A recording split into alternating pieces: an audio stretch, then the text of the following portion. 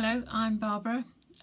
Today is the 25th of October 2020 and this is my diary of recovery from binge eating disorder, episode number 3. Now, when I was earlier in the week, when I was thinking about what I was going to say in my next clip, what I was planning was to give you a list of all the resources and all the things and ideas that have helped me in my recovery. But then I went and blew it because yesterday evening I had a binge for the first time in over 3 months. So of course I feel rubbish, and my first instinct was, well, the first thing I wanted to do was weigh myself and see what difference it had made, which I know is ridiculous because it's more than 3 weeks since I weighed myself, and that information wouldn't tell me anything. The next thing I wanted to do was skip breakfast and eat very lightly today, but I know that wouldn't help either because that would get me back into the cycle of restricting and binging and would likely provoke more binges. And the other thing I wanted to do was not do this diary and just stop putting anything up in public.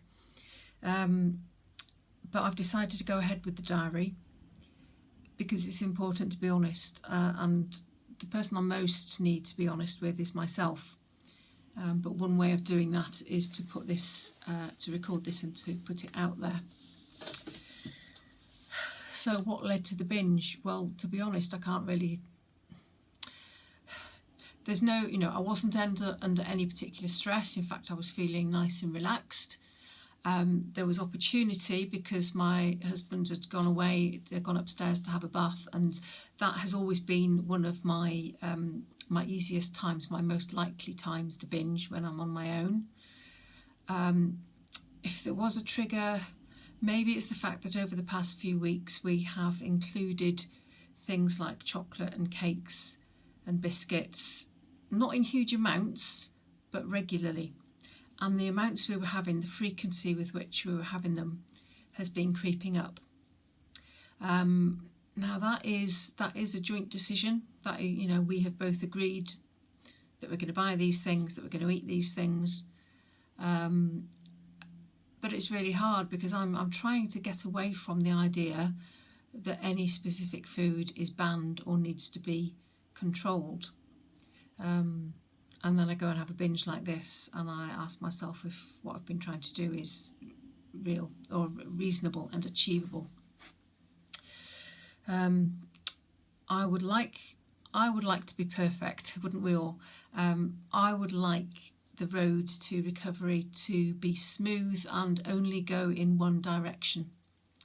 And I have to accept that that's not realistic, that is not people's experience of recovering from binge eating disorder. It takes time. There are times of progress and there are times when you slip. And the important thing, from what I read, is not to view that slip as a disaster. And for someone who experiences all or nothing thinking, that's difficult because, I'm either being good or I'm being bad. And last night I was bad. And as much as I know intellectually that using kind of moral language about food and eating is not helpful, that is the language that comes to mind instinctively. So I am trying to notice that, to kind of in a CBT way. I've done CBT in the past to help with my depression and anxiety, to notice that thought and then question it and ask it why. What is moral about the extra things I ate when I wasn't hungry last night? It's not a moral matter. It's about my well-being. Now, in terms of my physical well-being, one binge in 3 months is not going to cause any problem whatsoever. It's about my emotional well-being. And here's where I have a choice because, well, in one sense, I don't have any choice now about the fact that I binged yesterday evening. It's been, it's gone, it's done, it's happened, and I can't change it. I do have a choice about how I respond to it. So the first positive was that I I recorded the fact that I'd had a binge on a small WhatsApp group I'm in with a number of other binge eaters, and we're trying to support one another. So I just said that I'd done it. And then overnight and kind of in the morning, I had these urges to weigh myself and the thought of skipping breakfast.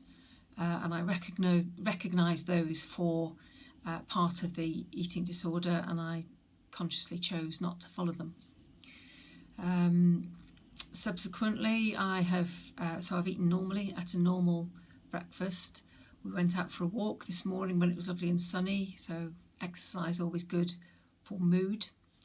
At a normal lunch, including having a few chocolate buttons after it. We'll be having a normal light meal later, and we also have a cake to eat, which is something that we don't do every day, but we do sometimes, and we decided yesterday to buy one, but to buy it for today, not to eat yesterday. So those are all positives. While I was cooking lunch, I found a podcast by somebody called the Binge Eating Therapist on YouTube, who I found recently, and I find her accounts and her encouragement really helpful. So she is a former binge eater herself, who is now a therapist. So she gets it from the inside, and I found her stuff very supportive and helpful. And I knew, because I'd noticed before, that she has a session on what to do when you've just had a binge. So I listened to that while I was preparing lunch, and she talked a lot of good sense. So here I am. It's not the day I wanted it to be, but it is the reality of recovering from this disorder. It takes a long time. It takes a lot of effort. I mean, even when I went 3 months without a binge, and I thought I'd kicked it, and obviously I haven't. But I'm not back where I was, because I've got more insight. I've got kind of supportive resources around me. I've got supportive people around me, and I'm determined that. Not that I'm going to do better next time, because that's part of the all or nothing thinking, to say, right, I did that and I'm never going to binge again.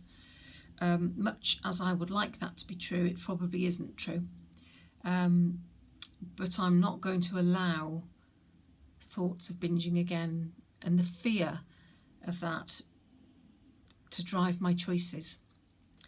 So the decisions I've made about not pursuing intentional weight loss, about not weighing myself frequently, those still stand. And in a sense, that they need to be daily decisions. They need to be things that, every day, every meal, I have to remind myself that is what I'm aiming for. So one of the hints that the binge eating therapist gave for after a binge is to be in touch with your body. Because the thing about binge eating is you kind of tune out. I was watching television. Very easy to tune out and just eat. Even though I knew what I was doing, I kind of ignored it while it was happening. So one of the ways to recover to that is to get in touch with your body again. So it was late in the evening and I went to bed soon after. And as I was lying in bed, I was conscious of being overly full and that not being comfortable. And that's not a place that I enjoy getting to. But today I am trying to be in tune with my body more. So when I've eaten, I've had the television off and just concentrated on eating the food and tasting the food and enjoying the food. I haven't done anything different about what I've eaten today compared to what I was probably going to have anyway. And I think that is part of recovery. So my slip, my failure, if it's that, in having a binge has not changed what I'm eating today. If anything, it's made me tune into it more and focus on it more rather than tuning out. So I think that's probably, I'll probably leave it there today. I will put a link to the Binge Eating Therapist channel below, because I in the comments, because I find her very helpful. And I'll be back in a little while, and hopefully with a better report.